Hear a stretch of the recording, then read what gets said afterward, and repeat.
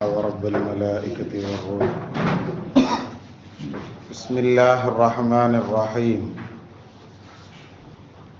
قال الله تعالى في القرآن العظيم والفرقان المجيد: أعوذ بالله من الشيطان الرجيم بفضل بسم الله الرحمن الرحيم.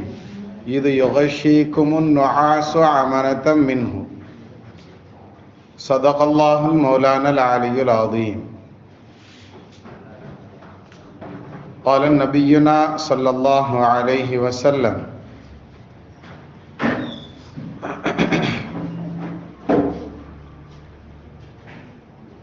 ما كنا نقيل ولا نتغدى إلا بعد الجمعة كما قال عليه الصلاة والسلام والتسليم. இன்னிதிற்குரிய அல்லாஹ் நல்லடியார்களே, இன்று 2 சூறாக்கள் ஓதப்பட்டது.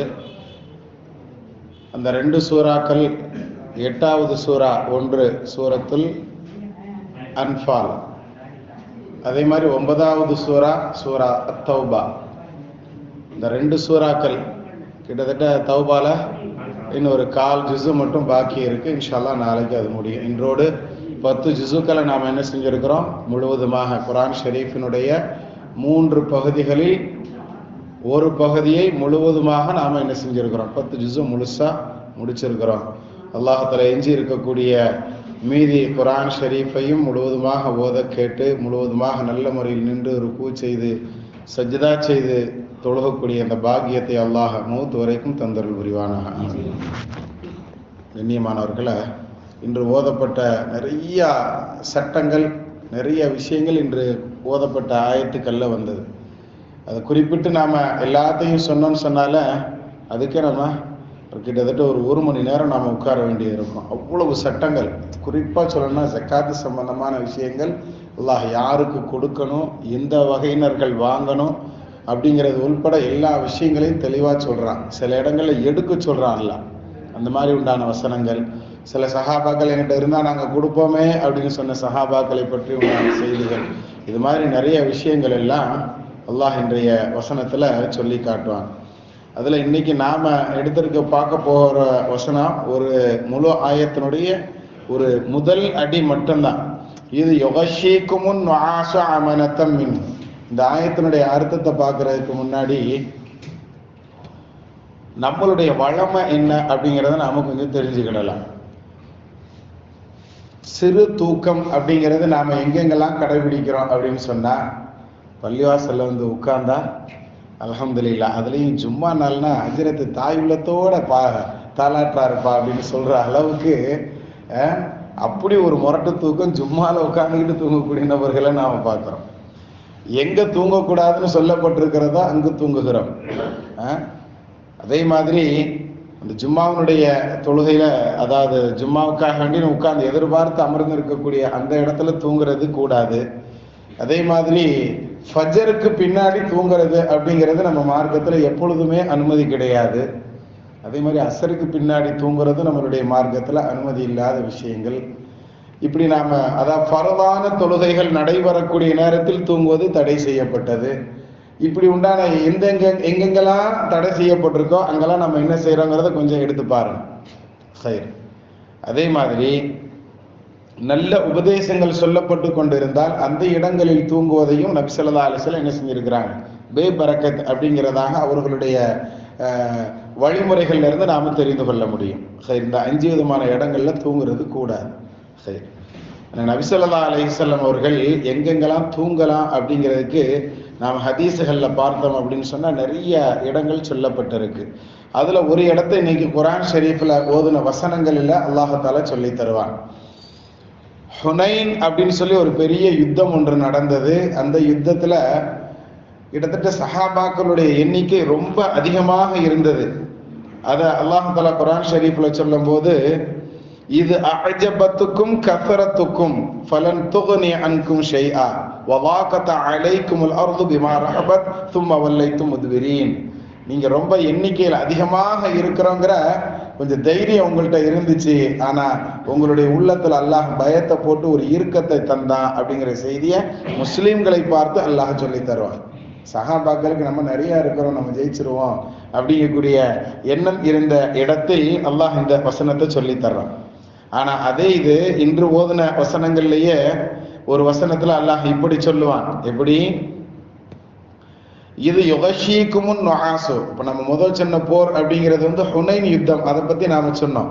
ஆனா இந்த ஆயத்துல அல்லாஹ் சொல்றது பத்ர் யுத்தத்துல நீங்க ரொம்ப கவலையோட, ரப்பே நாங்க கம்மியான நபர்கள் இருக்கிறோமே அப்படின்னு நபி ஸல்லல்லாஹு அலைஹி வஸல்லம் இரவு பூரா நின்று அந்த சஜிதாலேயே இருந்து கிடந்து துவா செஞ்ச அந்த போரை பத்தி அல்லாஹ் சொல்லும் பொழுது, போருக்காக வேண்டி நீங்கள் தயாராக நின்ற நேரத்தில் அல்லாஹ் உங்களுக்கு சிறு தூக்கத்தை கொடுத்தான் அப்படின்னு அல்லாஹ் சொல்லுவான். இது யுகஷீக்குமுன் நுஆசு அமனதம் மின்ஹு. அந்த படபடப்பு, அந்த போர்ல, முதல் போர் இது வரைக்கும் அவங்க என்ன செஞ்சதில்லை, இது போன்ற எந்த விதமான ஆயுதங்களும் இல்லாமல் எதிரியை எதிர்த்ததில்லை. அப்படிப்பட்ட ஒரு நேரத்துல இவங்க தான் முதல்ல போய் நிக்கிறாங்க. அது ஒரு படபடப்பு, ஒரு பயம், ஒரு திடுக்கம் இருந்தது. இதுல இருந்து நிம்மதிக்காக வேண்டி உங்களுக்கு நாம் சிறு தூக்கத்தை என்ன செஞ்சான், ஒரு சிறு தூக்கத்தை நாம் உங்களுக்கு பிடிக்க வைத்தோம் அப்படின்னு அல்லாஹ் சொல்றோம். அப்ப அந்த தூக்கம் தூங்கிட்டு சஹாபாக்கள் முழிக்கும் பொழுது அவர்களுக்கு உடம்பு அவ்வளவு ஒரு ஆரோக்கியமாக இருந்ததா, ரொம்ப பரக்கத்தாக இருந்தது. நாங்க ரொம்ப உற்சாகமாக இருந்தோம் அப்படின்னு சொல்லி சஹாபாக்கள் சொல்றாங்க. அப்ப அந்த உற்சாகத்தோடு அவர்கள் அந்த பத்ரு போர்ல கலந்து கொண்டார்கள், வெற்றி கிடைத்தது. அதனுடைய வரலாறுகள்லாம் நாம் நிறைய நேரங்களில் நாம் சொல்லி இருக்கிறோம், நாம் கேட்டும் இருக்கிறோம் பல இடங்கள்ல. ஹைர். அப்ப அந்த சிறு தூக்கம் அப்படிங்கிறது இறைவனுடைய புறத்திலிருந்து வரக்கூடியதாக இருந்தால் அது எவ்வளவு பெரிய அருமருந்து அப்படிங்கிறத நாம கவனத்துல எடுக்கணும். இதே மாதிரி சிறு தூக்கம் அப்படிங்கிறத பத்தி நமக்கு நபி ஸல்லல்லாஹு அலைஹி வஸல்லம் அவர்கள் நிறைய இடங்கள்ல சொல்லி இருக்கிறாங்க. கைலூலா அப்படின்னு சொல்லி சிறு தூக்கம் ஒன்று நம்மளுடைய மார்க்கம் நமக்கு சொல்லி தந்திருக்கிறது. நபி ஸல்லல்லாஹு அலைஹி வஸல்லம் அவர்கள் அபூ ஹுரைரா ரலியல்லாஹு தஆலா அவர்கள் அந்த ஹதீஸ் அறிவிக்கிறாங்க. நபி ஸல்லல்லாஹு அலைஹி வஸல்லம் சொன்னாங்க, அதாவது அந்த கைலூலா அப்படிங்கக்கூடிய அந்த சிறு தூக்கத்தை பத்தி சொல்லும் பொழுது அனஸ் இப்னு மாலிக் ரலியல்லாஹு தஆலா அன்ஹு சொல்றாங்க, கால ரசூலுல்லாஹி ஸல்லல்லாஹு அலைஹி வஸல்லம் கீலு ஃபஇன்ன ஷயாத்தீன லா தகீலு.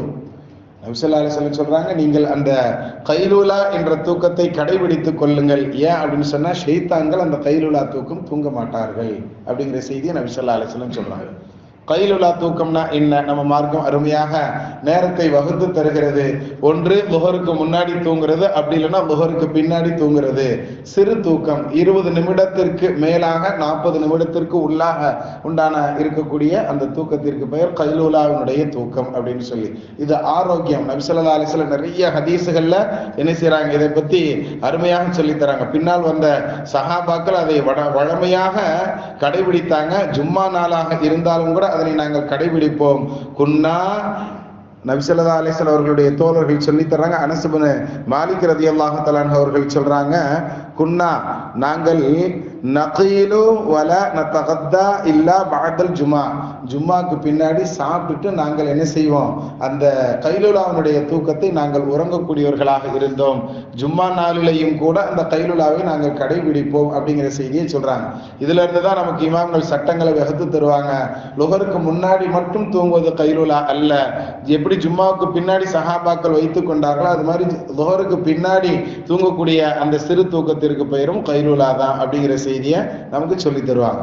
அதே மாதிரி இந்த தூக்கம் இரவு நேர தொழுகைகளுக்கு நம்மளுக்கு முதுவிற்கு பலமாக அமையும் அப்படிங்கிற கருத்திலையும் நபி ஸல்லல்லாஹு அலைஹி வஸல்லம் சொல்லி இருக்கிறாங்க. ஃபஜ்ர் தொழுகைக்கு எழுந்திருப்பதற்கும் உங்களுக்கு ஒரு முதுகிற்கு ஒரு ஆரோக்கியமாக இருக்கும். அதனால இந்த பகல் நேரத்தினுடைய அந்த சிறு தூக்கத்தை நீங்கள் தூங்கிக் கொள்ளுங்கள் அப்படின்னு சொல்றாங்க. ஆனா இன்னைக்கு நமக்கு பகல் நேரத்துல தான் பெருந்தூக்கம் இருக்கிறது. இரவு நேர தூக்கத்தை பகல்ல நாம அப்படியே ஷிஃப்ட் பண்ணிட்டோம்.